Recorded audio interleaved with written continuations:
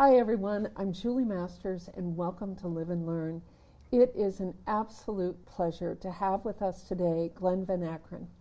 Glenn is an author, he is a podcaster, he is a respected leader within the long-term care arena, but he is also a very good soul. Glenn's starting a new transition, and so he's agreed to be part of our conversation. Glenn, welcome to Live and Learn. Thank you. I'm honored to be here, Julie. Well, we're honored as well. So, Glenn, you have this extraordinary resume. You're someone who has done so many things in your life. For our Live and Learn viewers, do you think you could tell us a little bit about your background, how you got to where you are today? Well, absolutely. They're probably most interested in the fact that at 10 years old, I was hired to be a bowling pin setter in a bowling alley that did not have automatic pin setters. So that was the beginning of my illustrious career. Wow. That was 63 years ago. And so here we are today. But no, when I graduated from college, I went to work with juvenile delinquents. Having been a juvenile delinquent, I found that was a natural fit for me. Worked in adult corrections for a while. And then I found my way into the long-term care world, and for 20 years I had the privilege of working with adults with disabilities, which literally transformed my life. And during that time I was introduced to Vetter Health Services, which now is Vetter Senior Living. And about 10 years later, the founder, Jack Vetter, invited me to become a part of the Vetter Senior Living family. And in 1999, 26 years ago, I joined Vetter Senior Living, and it has just been an absolute wonderful journey. It's where I really became passionate about serving the elderly and doing what's right for those who built this wonderful country we live in. And so it's kind of a unfortunate time when I think about leaving that again, but at the same time, the memories that I possess of my time at Vetter Senior Living are incredible. So. Well, I think it's, again, given your background and your history, and certainly Mr. Vetter, in seeing your potential, I don't think you're leaving things behind. I think you have much to offer. Well, thank you. You're welcome. So you have many talents: blogger, speaker, podcaster, and you're the author of several books on leadership. What have you learned about guiding people in their careers? I think the most profound thing I've learned is you can help people to become more of who they are, but you can't help them become something they're not.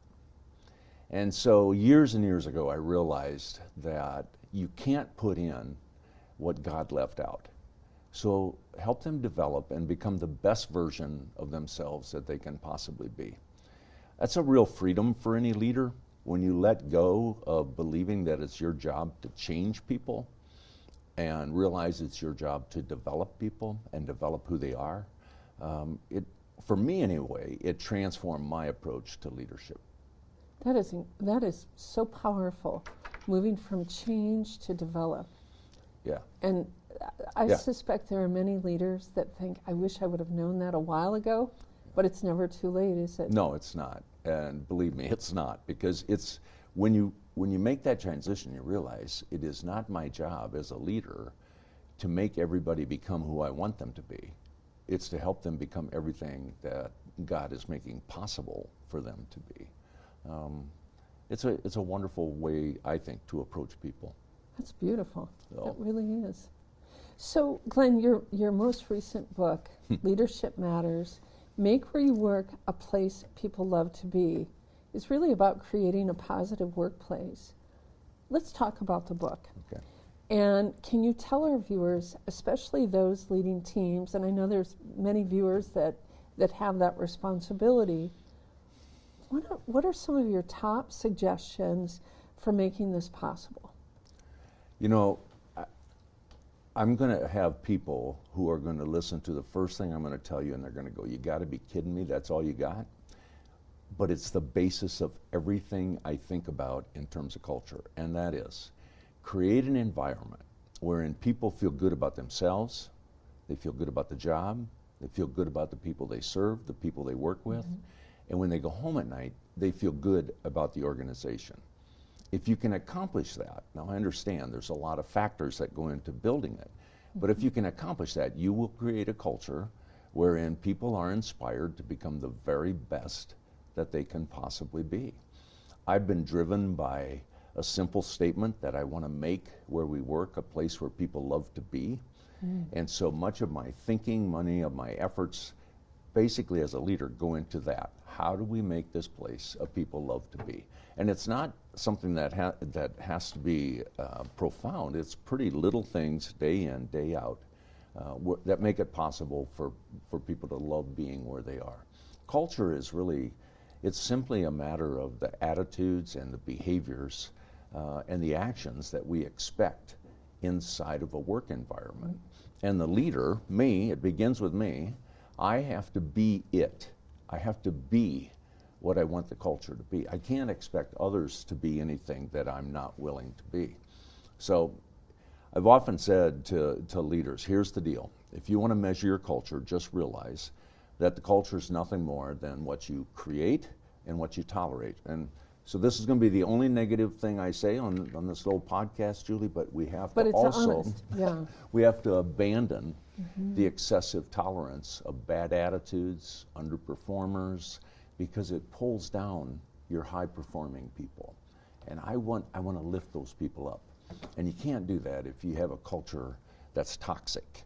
And so creating that positive environment for people, I think, it's critical. I give 80% of my time as a leader to thinking about culture. Well, and you think about your work, particularly within a long-term care setting, that involves a lot of hands-on. It involves engagement with the people that have been entrusted to your care, along with their families and their friends. Can you talk a little bit about why that culture makes such a difference in terms of the services that are being delivered through Vetter? Absolutely, it's everything. When somebody walks in the front door, that first impression that they get is going to be the impression they carry. And in a culture that's, let's say, toxic, I could use, I guess, other words, a negative culture, the first thing they're going to experience is not what we want them to feel. And so we focus very heavily on the hospitality side of culture.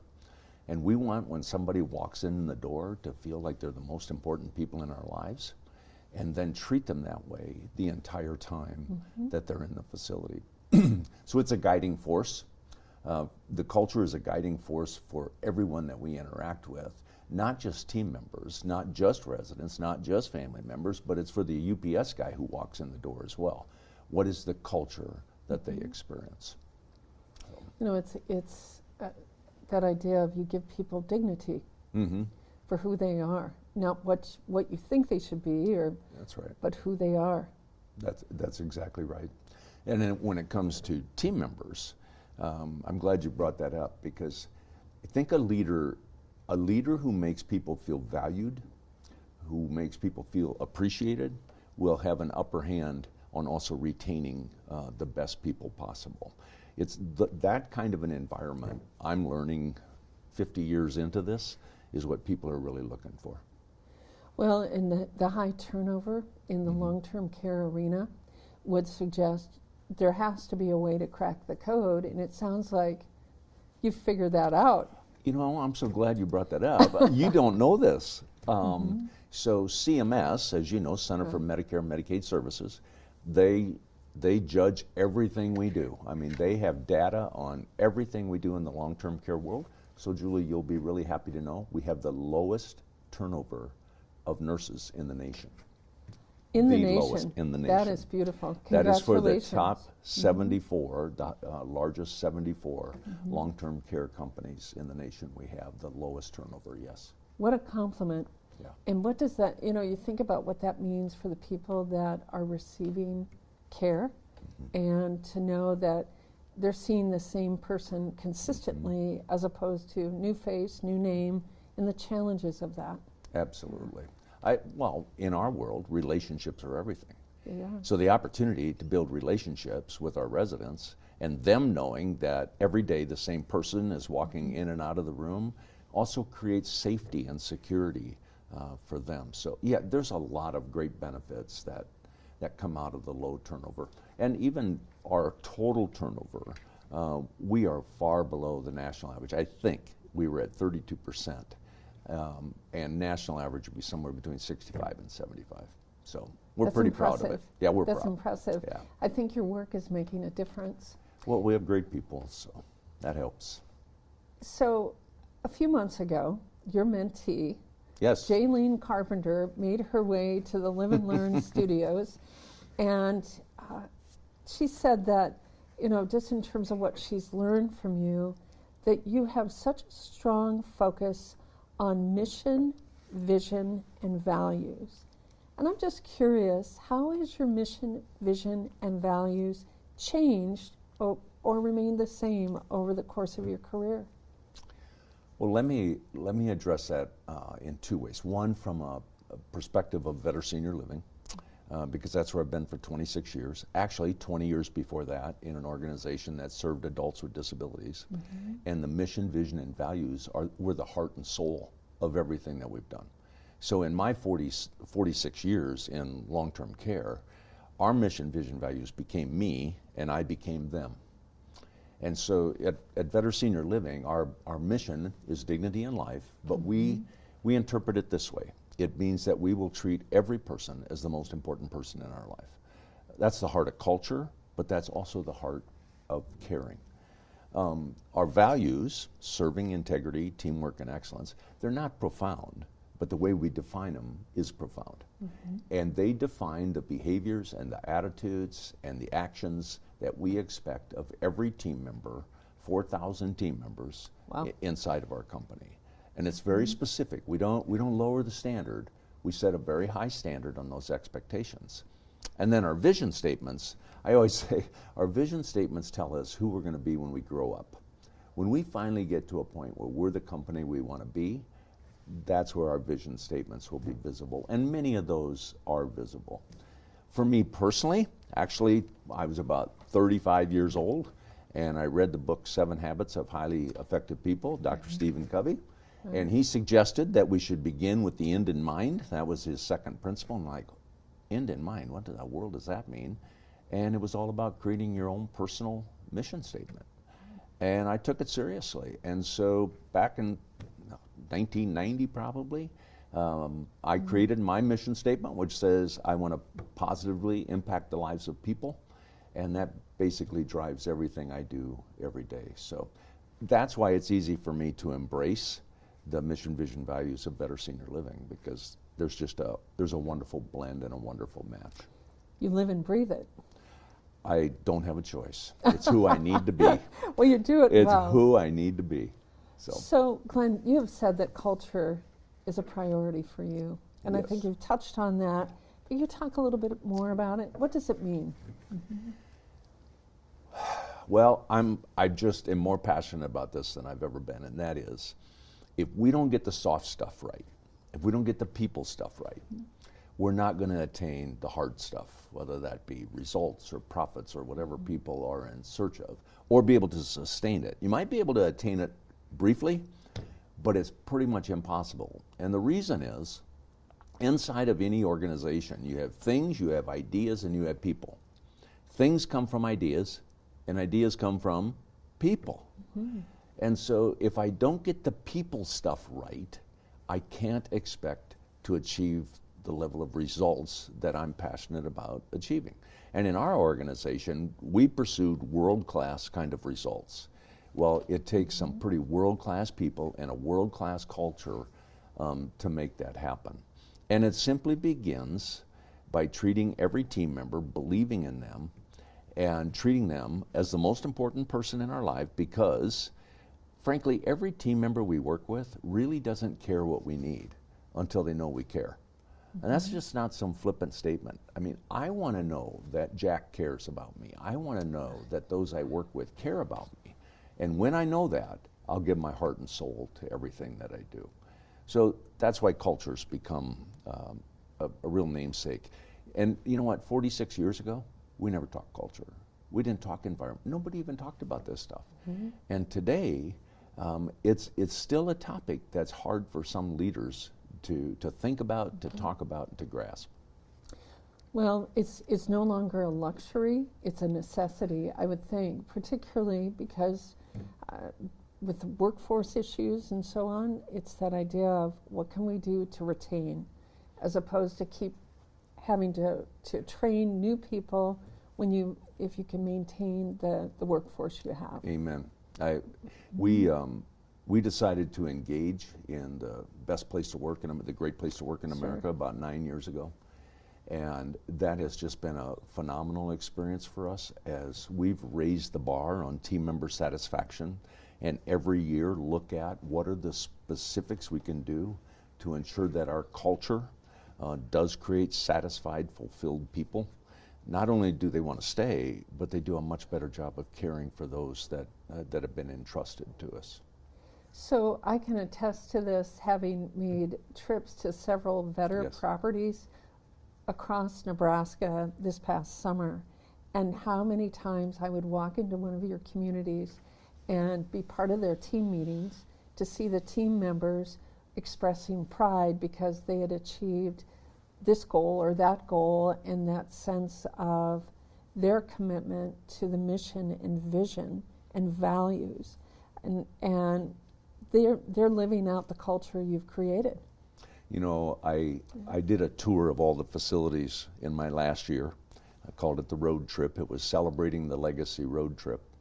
And I smiled every time I left a facility because I experienced the same thing you did. And it was so affirming to me that we're on the right path, we're doing the right things, and we're doing what's right for our elders. I couldn't agree more.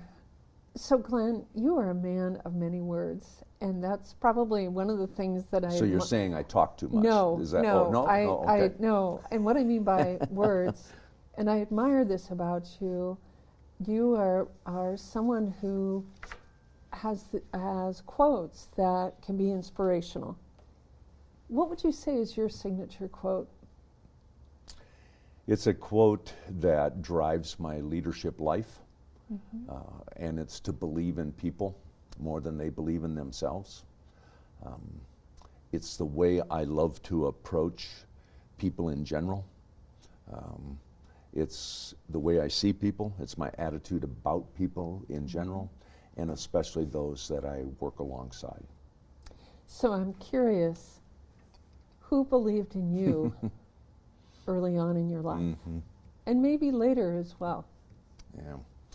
Well, 46 years ago, I was in a car with my supervisor, and I was bemoaning everything I didn't have in terms of skills and talents and abilities, and didn't have what other people had. And he literally pulled the car to the side of the road. I was a new team member, pretty new. Pulled the car to the side of the road, looked at me and said, "Glenn, I didn't hire you for what you can't do. I hired you because of the potential I believe in you." Wow. There's a life-transforming statement. And I would say to you, I never had supervisors say anything like that to me in the past. And it made me look at myself, and it made me look at my responsibilities differently. Then I ran into the philosopher Goethe once said, "The way you see people is the way you treat them. And the way you treat them is what they become." I've often used 2-year-olds for that. We call them terrible twos, and if we call them that long enough, they'll live up to our every expectation and show us how terrible they can be. But Goethe went on to say something that has driven my life. If you see people as they are, they will continue as they are. But if you see them as they're capable of becoming, they'll become what they're capable of becoming. And I've told my team over and over, I see you into the future. And there's a lot of good stuff that's going to happen.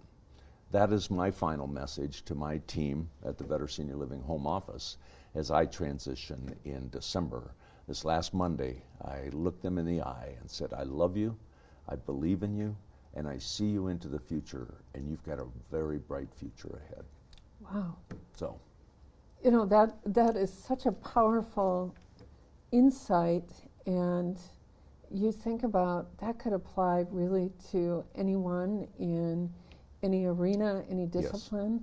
But I also think from an aging standpoint that when we're working with people as they age, that sometimes we come in with preconceived notions that, yeah, people rise to those preconceived notions, but we can see the potential. Mm-hmm.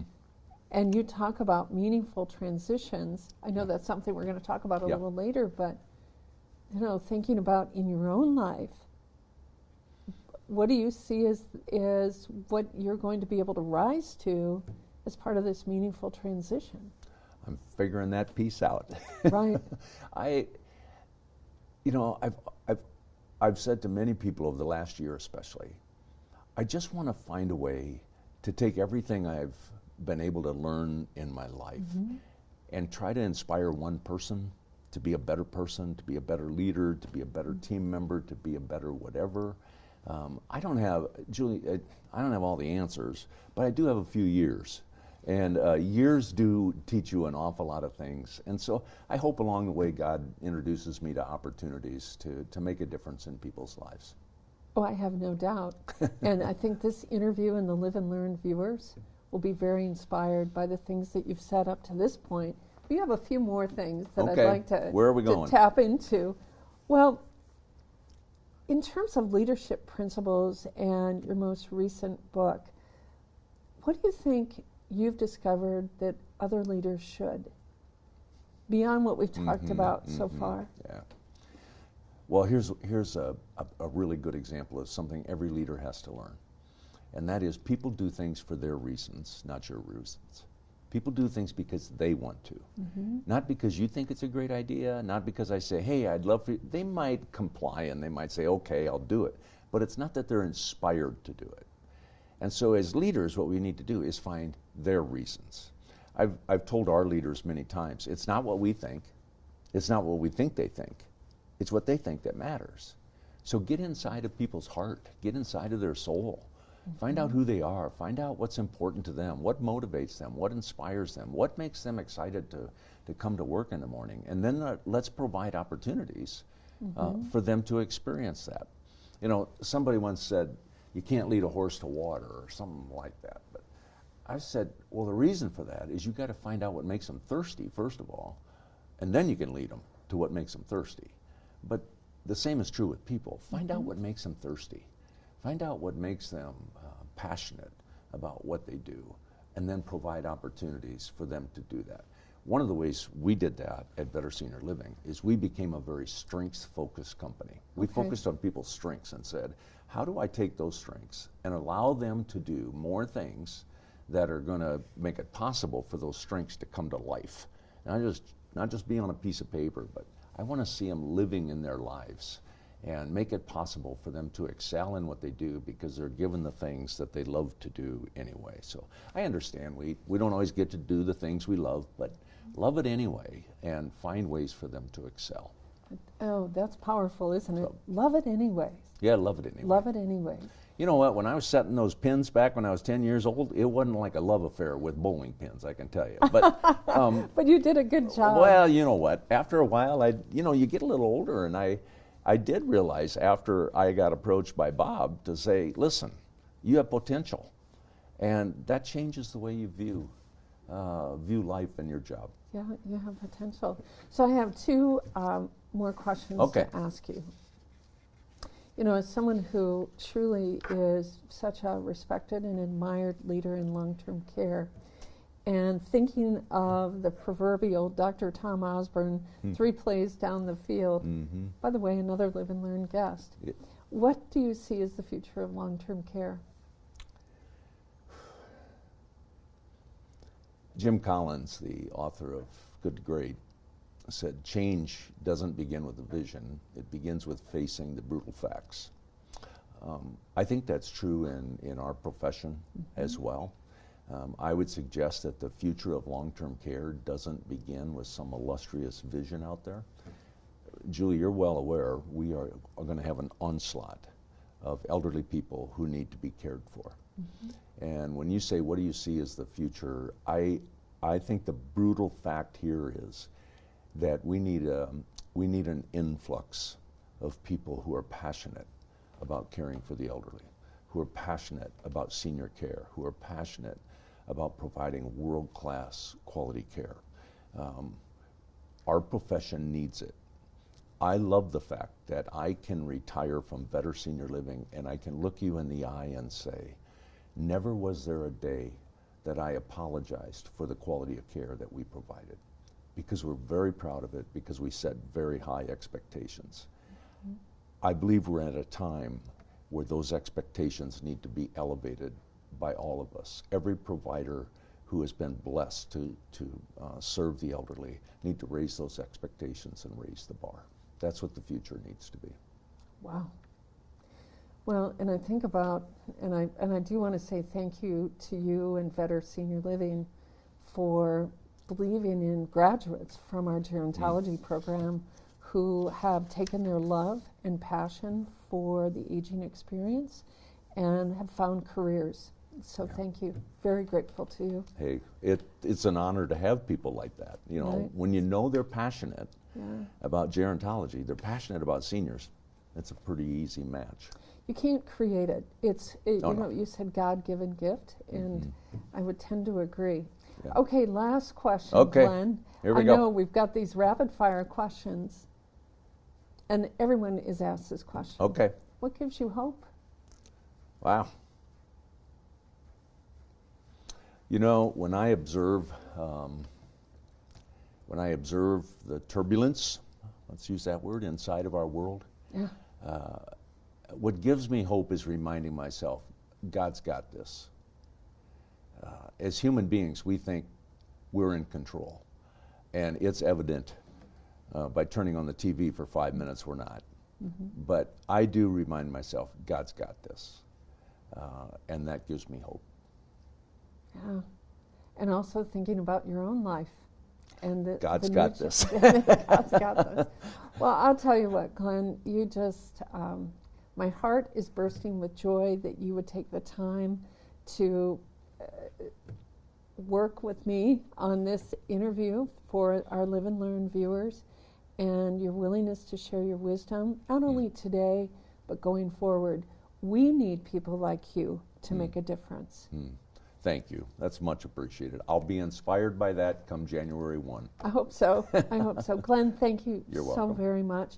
And to our viewers, remember, it's never too late to live and learn.